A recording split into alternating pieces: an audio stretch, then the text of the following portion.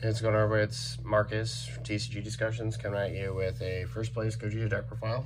I wanted to test the deck at locals, post the ban list, even though nothing really happened in this deck, and just kind of feel out changes of what needs to be made, what doesn't need to be made, adjustments in the meta, so on and so forth. I came back actually with quite a lot of data to kind of like see and support kind of what I was thinking about where the meta was going to go going forward. And pretty happy with what the deck performed. Like I said, I got first place in a 12-person local event today, so pretty nice turnout. Played a lot of rounds and had a pretty good testing field too. Played against Blue Gohan, Crimson, and Sin. And there was a lot of meta decks there. There was those that I named, Gogeta. I wasn't the only Gogeta player there. Ss4. So there's just a lot. Cell was there, so it was all pretty interesting. And yeah, the three that I can remember was that I played against was Gohan, Sin, and Crimson. Won all of them. The Crimson nerf, I think, is felt a lot more severe than I gave it credit for. So I'm probably, I'm not sure if I'm going to stick with Crimson or not. It's just going to be super interesting on where to take the deck from there. Honestly, I'm excited for the new Bojack support. So look forward to that in the future. But I wanted to profile this for you guys because I did make a couple changes to the deck. And I just want to talk about different choices going forward with, you know, things that you should be thinking about, and just some couple changes I would just immediately make to the deck that I know would just make the deck stronger. So let's get with it. Pretty standard 4 of this guy, and then our newest addition to the deck is 2 Unbreakable.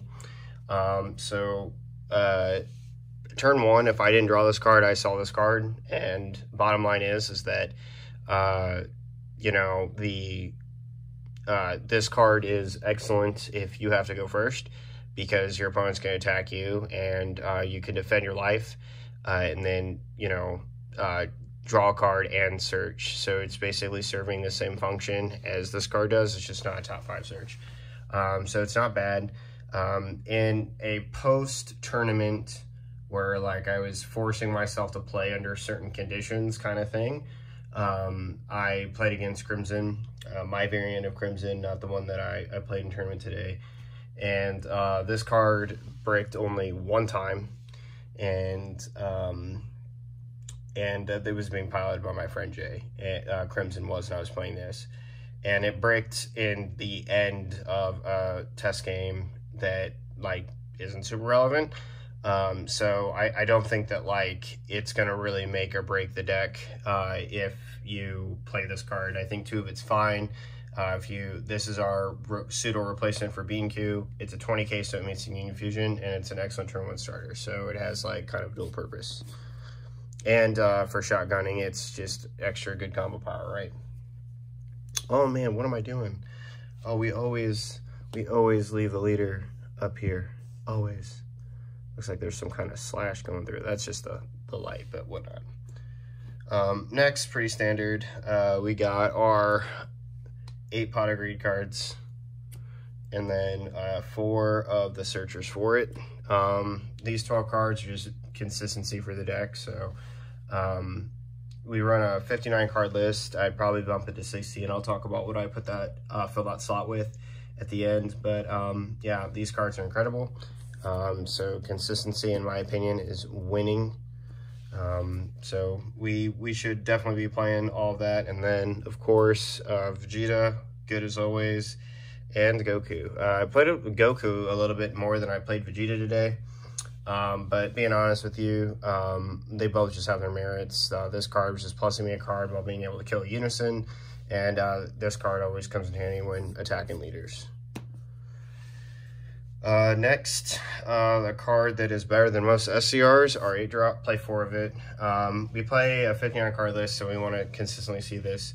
And we want it to constantly be a threat for our opponent. So again, it's a consistency piece. You see multiples early, just charge it. I don't think there's a point in playing 3 of these because if you play like into them into a flood or something else, you're gonna kind of have to, you know, like work around.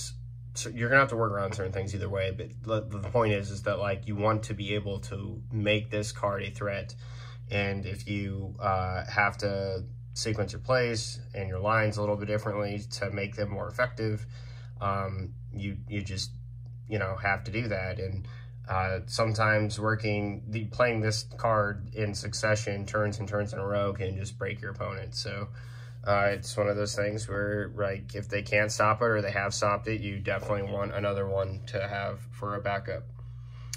Next, we play 4 of the Unison. It's like best red Unison they've ever made. So yeah, not a lot to say about that. On to some tech cards that we play. 2 Peel Off, 2 Brawly. I think that's pretty standard at this point. The Peel Offs are blue, and even if it doesn't, you know, blue's not there, it's still a cantrip for you.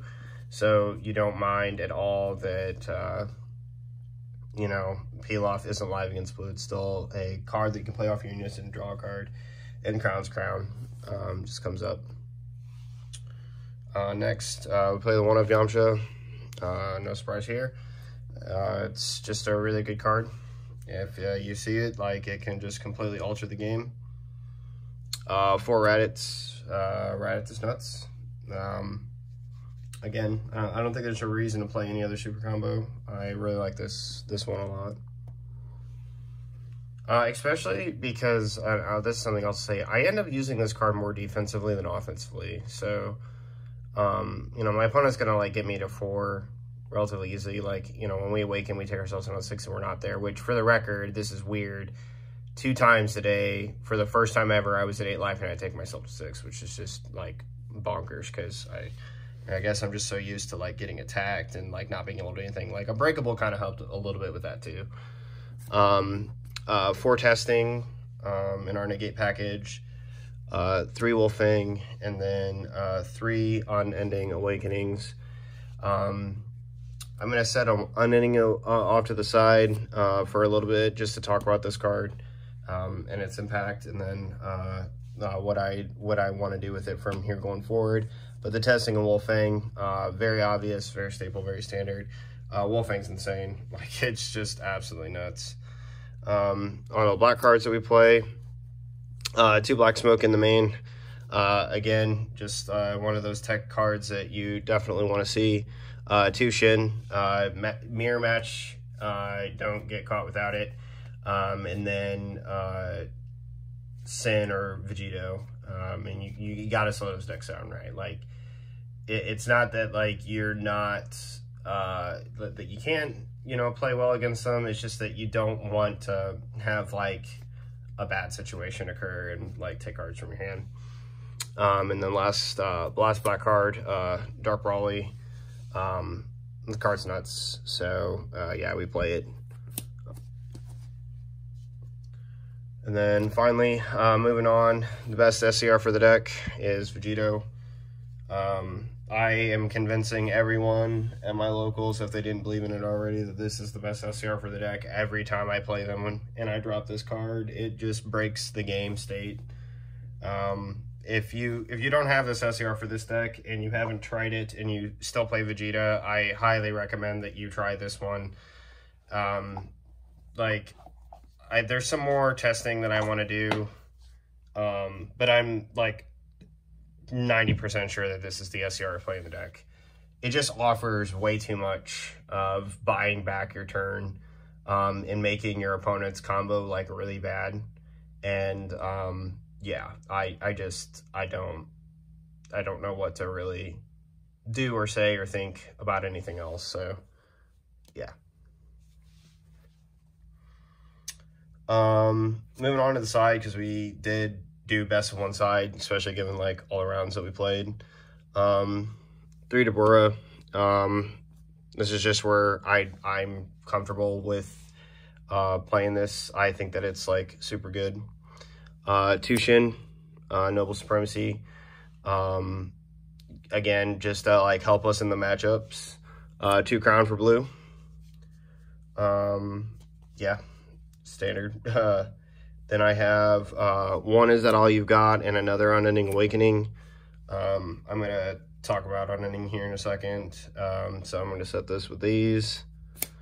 2 Beerus Balls, and then 4 Imposing Presence to round up the rest. And then I'll set these over here. Gather up all these bad boys. Set them up here. And then our 2 tokens. Yeah, because they're great.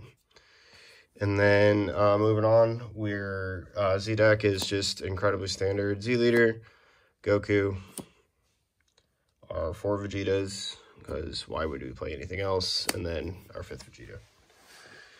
So, yeah, pretty standard here. This probably isn't going to change unless there's, like, another reason to play another Z battle card other than this Vegeta, which I just don't ever see a universe where that's, like, the case. So, probably not going to happen. Things that I change. The first thing that I change is all 4 of these cards. There's 2 main reasons. The first is that with the addition of Black Smoke, with the addition of Black Smoke, there is kind of an issue with your unison being removed, right? Your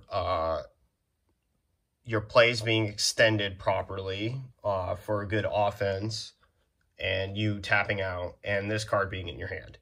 I resolved this card 1 time today, and I probably played 8 or 9 games with this card in the deck, and I resolved it once out of 8 or 9 games. And I'll tell you, so I played Sin, as I said before, and this card is not as necessary as it used to be. A hard negate for Dread Destroyer was a very good thing, and now I think that because they don't have crit, or they can't do like the full Unison Awakening crit or something else, they can kind of do it, but it's kind of like weird now. Maybe if they want to play the Unison on turn 3, but then they're sacrificing like their Omega, which is just really weird. It's all weird. It's like super weird. But bottom line is that the hard negate is not as necessary anymore. And this plus 5k doesn't do as much as it used to,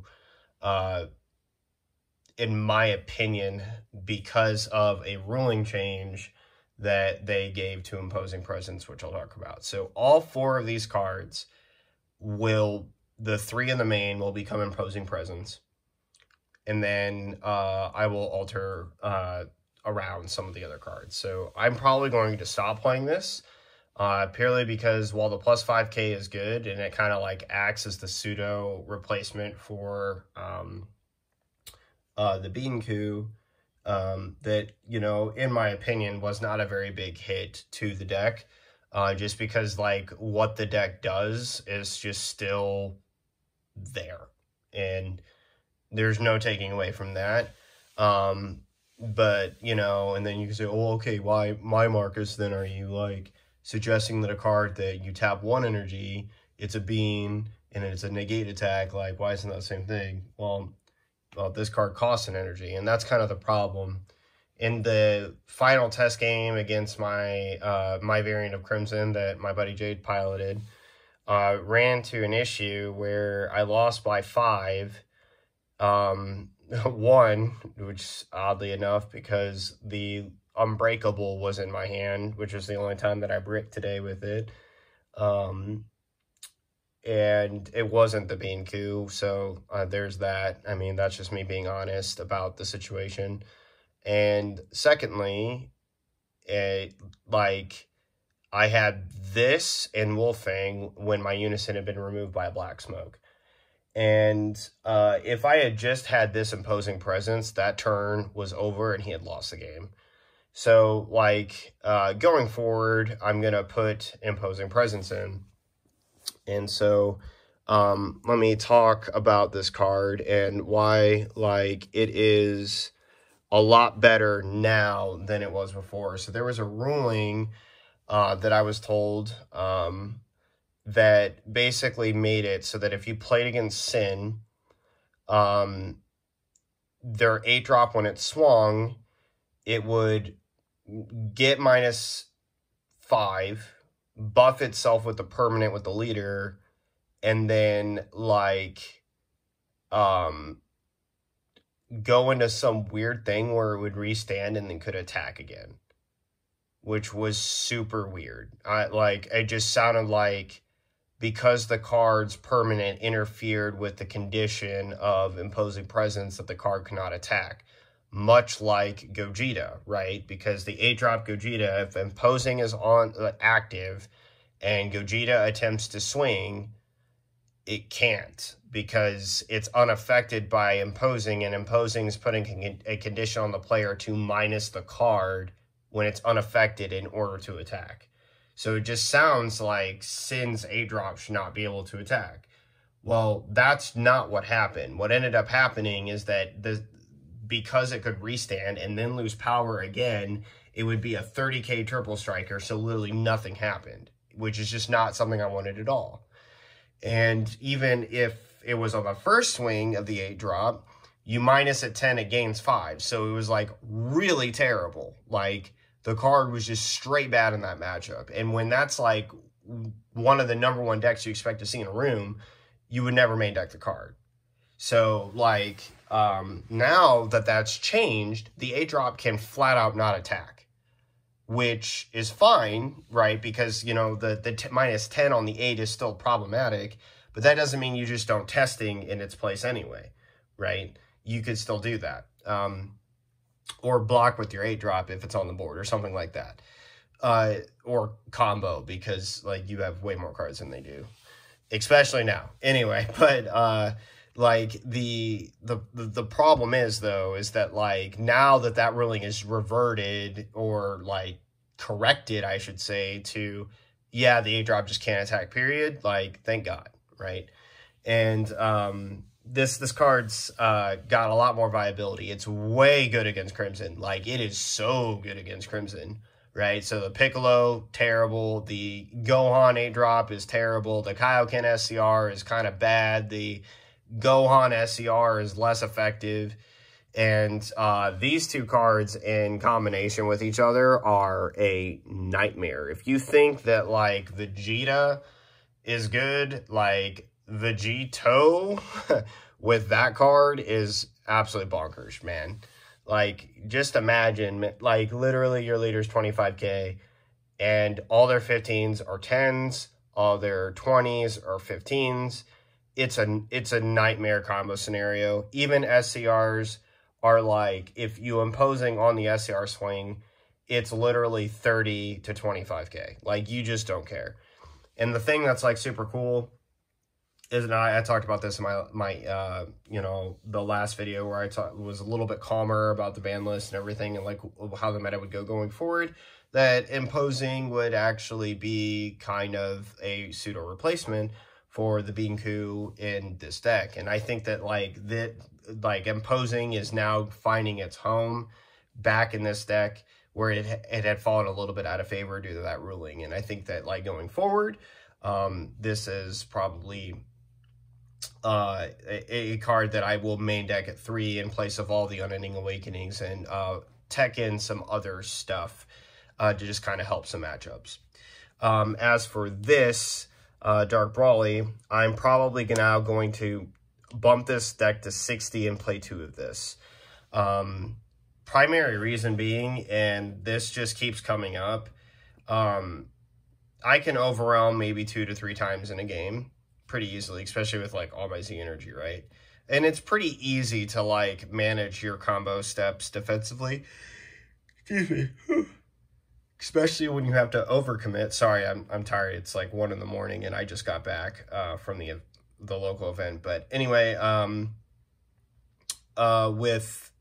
with your combo defensively that your opponent's going to try to, you know, force you into with their pressure, it's pretty easy. Like, getting to Gogeta to 3 is, 4 to 3 life is pretty easy, but getting them from 4 or 3 life to 0 is where the real challenge begins. And I think that, like, taking that challenge, both with your extra cards, opposing is going to also help that because you're going to pitch off of it. And when you get to 3 life, it's just going to make things a lot better for you.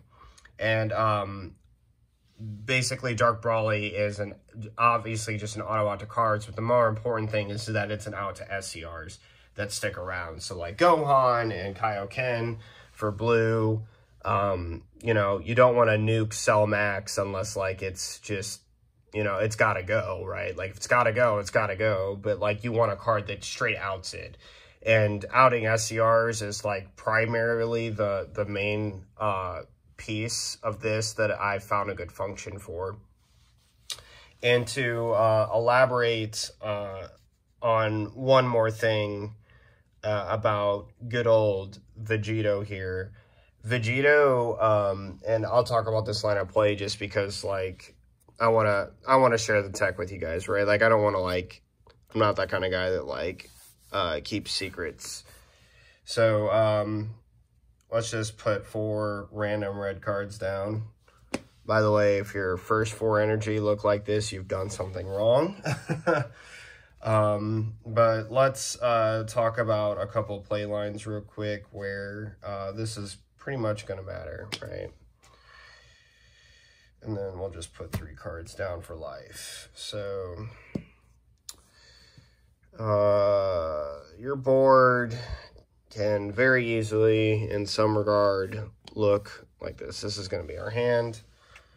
And then you've probably got a bonkers amount of good old Z energy over here. Okay, so we got our Z energy set up. Your hand's like plus 50 because the deck just draws a lot. To tell you guys like something that's like crazy, against Sin earlier, the highest count my hand got was like 19.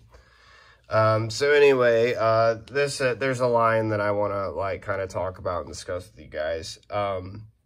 When you get to this point in the game, recognize hands here. It's usually a lot bigger than that, but for some reason we had to discard down to 1. Anyway, you get to this state. You're at 3 life. You're tapped out. You've played your Gogeta. You've killed all their cards. You've made them spend 5 cards or a few super combos, whatnot. There's 2 things you can do from here, okay, once you've played this Gogeta. You can do everything that I just described, and there's nothing wrong with that depending on the state. It's about what you do with this card, okay? And optimizing this card is, like, incredibly important because guess what? You've committed 4 energy to it. Yeah, you drew a card. You also discarded a Goku and a Vegeta. Depending on what those are, those might be the draw ones if you're forced into it. A searcher for the draw ones, which is going to net you more cards, which is always important. And it's going to help you filter your deck.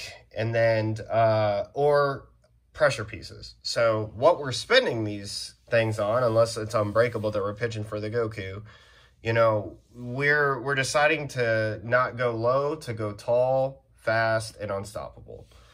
And so you have 2 things that you can do. You can either, at this point, drop the Vegito SCR, take a look at their hand, remove the super combo, and then do something about more cards in their hand with the 8-drop Vegeta, after wiping their whole board, of course.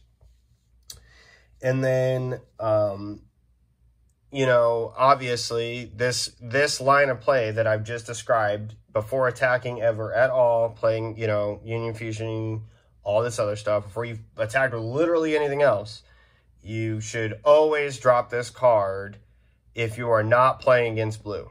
There's almost 0 reason in any matchup other than blue to not play this card right next to this one. Okay? Cool. If you do, for some reason, not do that, and the situation comes up, we're going to move into the second scenario, okay?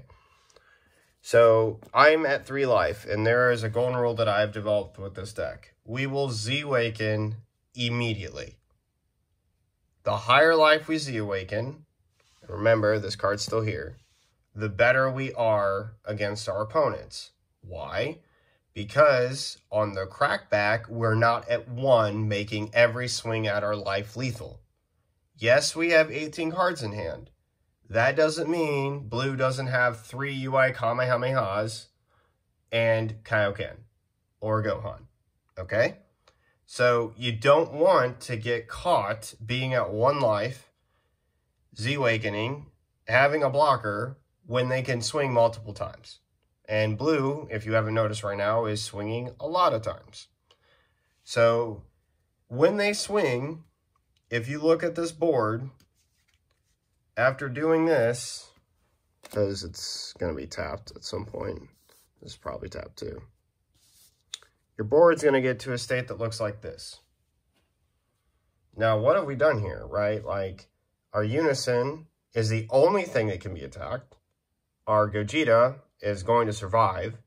And this card is on the board. I finally understand why this Z leader can only, like, awaken at 3 or less life. And that is because, okay, that if this thing could, like, be activated at anything any higher than this, right, even 1 more life, like 4 would be a very big deal in the nuance of how much damage your opponent can put on you. It would be pretty problematic. Like, it's just going to be pretty problematic, okay?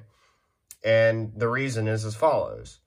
So, first off, the first attack against the leader, if you do this, you are saying, have Mira or else.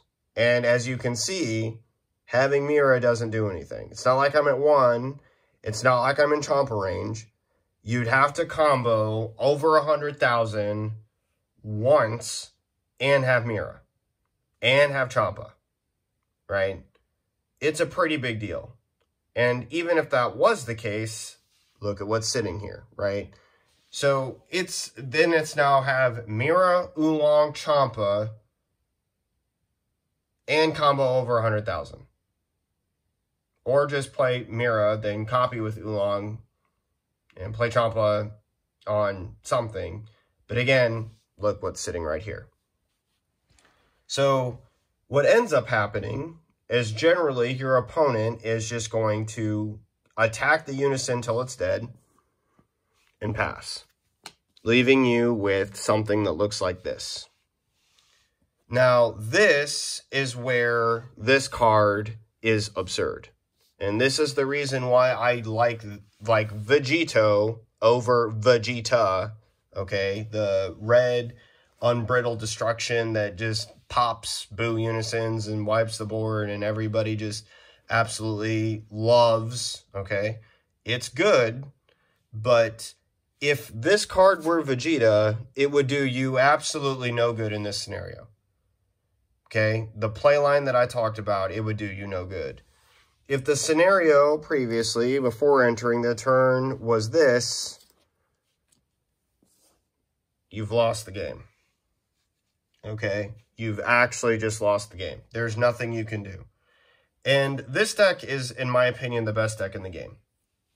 And I can honestly say this, that even though I think it is the best deck in the game, especially now after Sin's been hit, that doesn't mean that this kind of scenario does not exist. I mean, like, Crimson has a variant that can literally burn you from 4 to 0. And I think, like, Fresco literally, like, killed somebody from 6 to 0. So, the thing is that in this scenario or this scenario, it's problematic for you to Z-Awaken and not have a response. Because, yes, you have Gogeta, but, and I mean, seriously, but, unless, like, for some reason they've just decided to invest multiple cards from their hand into killing your Unison, which might happen, right? Because you've kind of cleared their whole board. They may need to do that. This card's now going to kill everything else, which is why generally they pass, okay? So it's like, do I play all those cards just to have them die? I don't know. Maybe it's worth getting rid of the Unison. But again, if the Unison is tapped, they may not perceive it that much as a threat. But this is a problem, right? So you basically have repeated the same turn twice. And this also comes up if your Gogeta gets dirty bursted, right? So if I'm at 3 life, and I play Gogeta and they dirty burst me, and this is in my hand again, the same scenario that I just talked about happens, right? We just do this. And when we do that, we are essentially saying, yes, your turn's over, and now my Gogeta is going to get to play the game the way it was intended to be played. And now I pass, skip my charge phase because I Z-awakened, and you have this now right next to it. Now what this card does is it says lose a super combo or lose something else. The sim player I was playing today was playing red-blue. He tapped out completely at 5 after playing Unbridled Destruction and didn't kill me, because Z-awakening is a thing. And then after he didn't kill me, he passed. And I played Vegito and ripped the only Beerus super combo to untap his energy that he had. And that was all she wrote. And then he was at 4 life and I hit him with Quad Strike. Now, the continuation of why this is good is, one, this is a Quad Strike, which, again, I've defeated people with, and I did tonight. But the most important thing is that, other than ripping another super combo to, like, just make this absolutely, like, unbearable, is the fact that your leader gets 25k. And that is where, when you pass, right, and this has to be, removed from the game because it removes itself. If you would have this card in hand, it would be incredibly broken, because now your leader is 25k through their whole turn, and now every swing at it is going to lose at first 10 and then 5, 5, 5 to a 25k base leader. So definitely one of those things where I think that, we really need to consider, our SCR choice with this deck. I think that, like, Vegito just offers a ton of playline and versatility to the deck that Vegeta does not. Now, Vegeta obviously is a crit, right? So if they take the 3, go to 1, they're guaranteed dead next turn if you can live. But if you're forced to Z-awaken, which blue can do pretty easily these days, you're going to be in for a world of hurt if you have to, and you don't have any follow-up. And this card provides follow-up. The second thing is if they use their SCR, and this is another reason why I want to play a second one of it, if they use their SCR to force you to Z-awaken, which is fine, Dark Brawly at 2 would be very good in order to remove it. So that's pretty much it for the thoughts of where I would go. So I would remove all my Unbreakables, which I'm pretty much doing right now from the deck. And then I would put in all my Imposing Presence. Maybe all but one. I'd probably side one, just play 3. I like my negate ratios with 60 cards to be about 10. And this is just going to give us, I think, the push over the edge that the deck really needs to just be super solid. I'd increase the Dark Brawly by 1. And that's pretty much it, guys. I really hope that you enjoyed this video. A little bit of those discussions and playline breakdowns that I do. I hope you guys are having fun with the decks. Look forward to my assessment of Crimson and the good old Sin Shenron that I don't think is very good anymore. But yeah, let me know what you guys think about this down in the comment section below, and I will see you guys next time. This is Marcus from TCG Discussions signing off. Laters.